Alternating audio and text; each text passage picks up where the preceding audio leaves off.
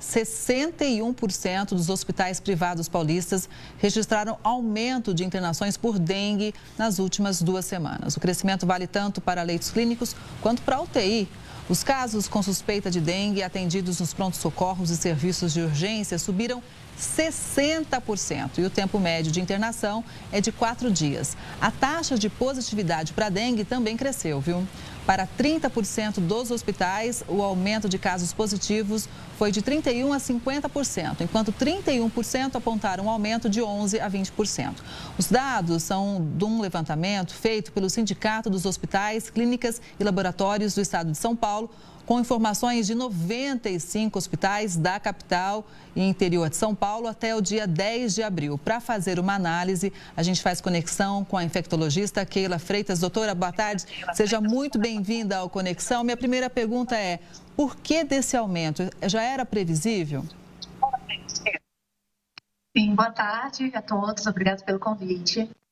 Bom, este aumento a gente já tem visto a escalada aí, tanto dos quadros de dengue quanto dos casos de Covid, já há alguns meses, e é esperado dentro desse processo, dessa curva, que aí antes de começar a diminuir, ainda chegue ao pico, até mesmo porque as pessoas vão começar a ter os sintomas alguns dias ali depois do contato com o vírus, né, através da picada do mosquito, por exemplo, ou mesmo quando pega Covid.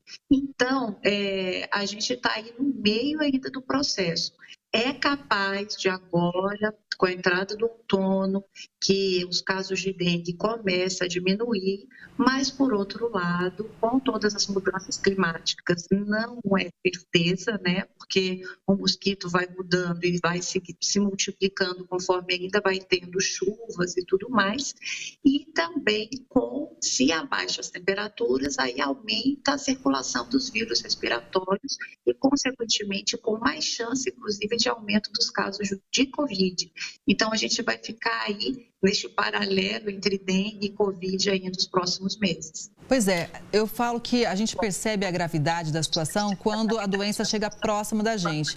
E alguns conhecidos meus, inclusive, tiveram a doença recentemente, por esses dias. Agora, me chamou a atenção também essa questão dos dias de internação, ou pelo menos 4 dias. De que forma a dengue sobrecarrega os hospitais, doutora? Então, primeiramente, já sobrecarrega o pronto-socorro, porque tem uma dúvida muito grande desde o que a pessoa está tendo, né, com relação ao diagnóstico.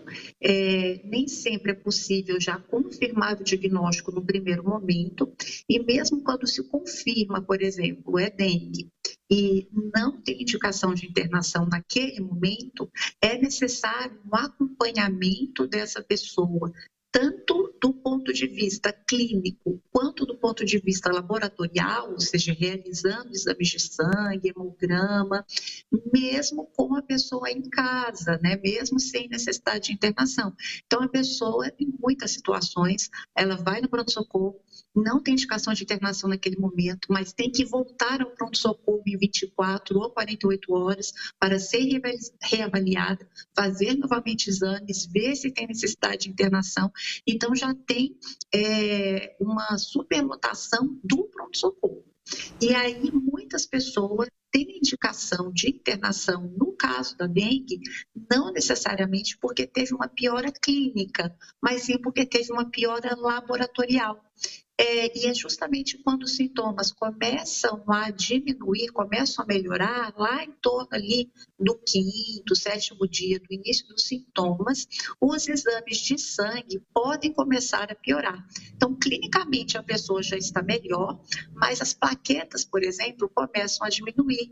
E muitas vezes a indicação de internação é exatamente por plaqueta baixa, porque aí aumenta o risco de sangramento espontâneo e a pessoa precisa ficar ali internada enquanto as plaquetas estão baixas, recebendo hidratação intensa e em observação.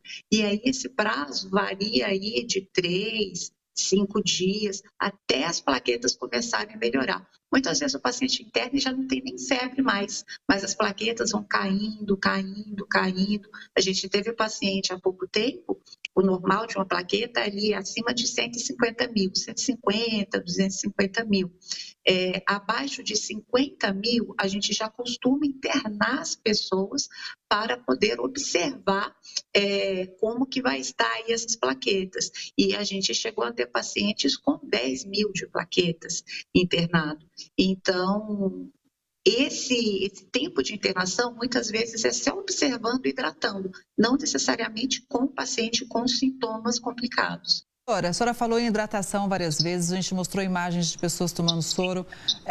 Por que é preciso se hidratar e muito em relação à dengue? É só por causa das plaquetas? Pergunta de leigo, hein? Bom, é comum em qualquer quadro infeccioso, especialmente viroses, que nem tem como dar um antibiótico ou um medicamento específico, mas o corpo em si, ele já necessita de uma maior hidratação do que necessitaria se não estivesse infectado. No caso da dengue, isso é ainda mais intenso. Quando se está começando a alteração dos exames de sangue, isso a gente consegue avaliar não só pelas plaquetas, mas também pelo hemograma, dependendo do tipo de alteração que tem, mostra que a pessoa está necessitando uma maior quantidade de hidratação, porque é como se o sangue começasse a ficar mais concentrado. E aí a forma de se prevenir complicações maiores.